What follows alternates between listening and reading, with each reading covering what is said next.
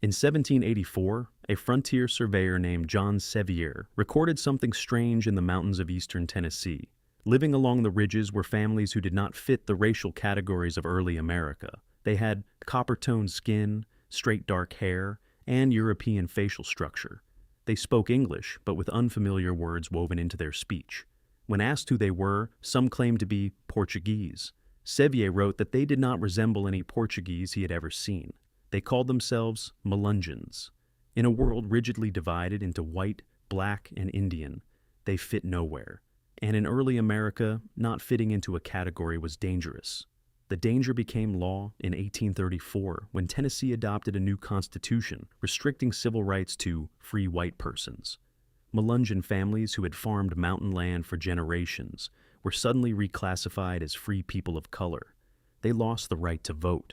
Their children were barred from white schools. Some lost land because they could not legally testify in court against white claimants. One documented case involved Vardy Collins, a veteran of the War of 1812. When a white neighbor challenged ownership of his 300-acre farm, the court ruled that Collins, as a person of color, could not testify in his own defense. He lost everything. Families were pushed higher into the mountains, onto poor soil that no one else wanted. Isolation became both refuge and trap for them. Over generations, that isolation created a major genetic bottleneck. Genealogical research shows that as many as 200,000 modern descendants trace back to roughly 15 original families. The same surnames appear repeatedly in church records across Hancock County and Newman's Ridge. Intermarriage was not preference but survival. Marrying outside the community could invite violence or legal scrutiny.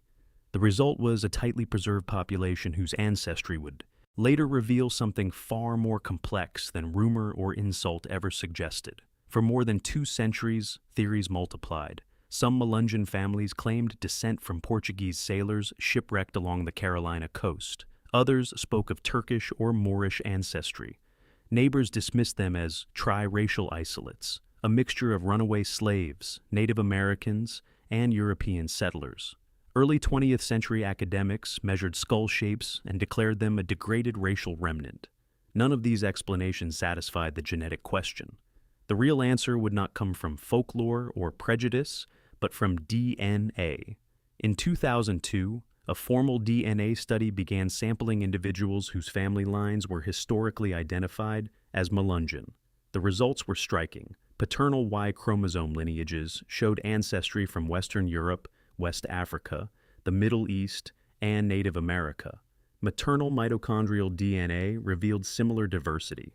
This was not a simple mixture of 2 or 3 groups. It was a convergence of continents. Even more significant, some lineages carried extremely rare mutations, found in only a tiny fraction of the global population.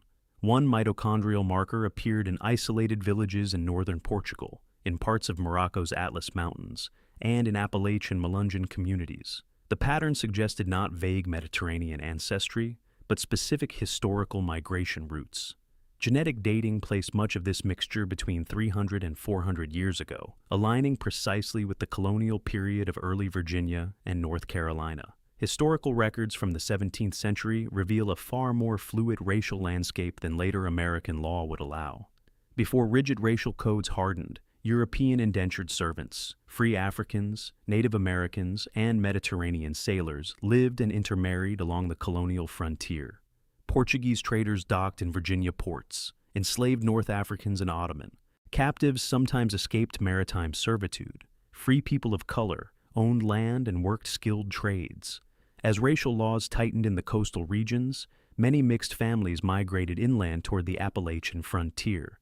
By the time Tennessee formalized racial restrictions in the 19th century, these communities were already established in the mountains.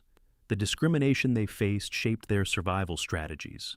Census records showed the same families labeled differently from decade to decade. In one year, they were listed as free-colored, in another, mulatto, in another, Indian. Occasionally, if appearance allowed, white. This practice, known by historians as ethnic shifting, was not deception for advantage, but adaptation for safety. Legal classification determined whether a person could vote, own firearms, attend school, or defend property in court. Identity became a shield that changed with circumstance. The 20th century brought new forms of pressure. The eugenics movement classified Melungeon families as racially suspect. Virginia's Racial Integrity Act defined anyone with even a trace of non-white ancestry as colored. Officials revised birth certificates and reclassified families retroactively. Marriages were questioned. Children were expelled from white schools. Some families scattered, changed surnames, and concealed their origins entirely. Photographs were destroyed. Oral histories went silent. Within a generation, a distinct mountain identity nearly disappeared from public memory. Yet, DNA preserved what paper records attempted to erase.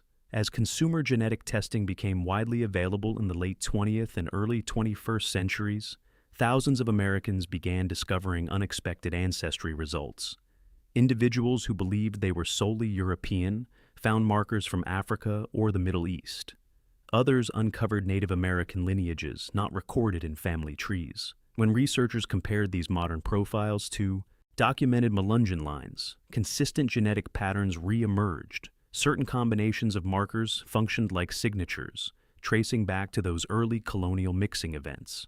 Today, historians and geneticists increasingly view the Melungeons not as an isolated mystery, but as a window into early American complexity. Their ancestry reflects the global nature of colonial trade, migration, and coercion. Mediterranean sailors, free Africans, Native Americans, and Europeans converged long before the United States defined race in rigid terms. What later generations labeled anomaly may in fact represent one of the earliest American blends. The story forces a broader question.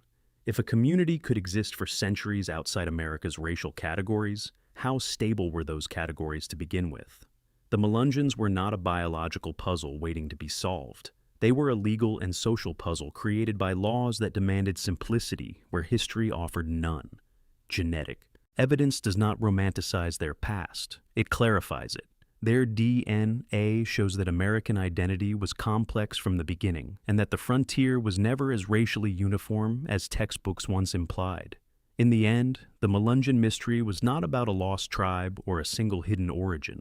It was about convergence, about people meeting at the edges of empires, forming families, moving inland, and surviving through adaptation. For generations, they were forced to hide in the mountains because the law could not define them. Now genetic science reveals that they were not an exception to American history. They were an early expression of it, and that may be the most unsettling conclusion of all. If you enjoy these deep dives into genetic history and what we explore from ancient DNA to rewriting what we know, hit the subscribe button so you never miss an update from Hidden Strata in the future.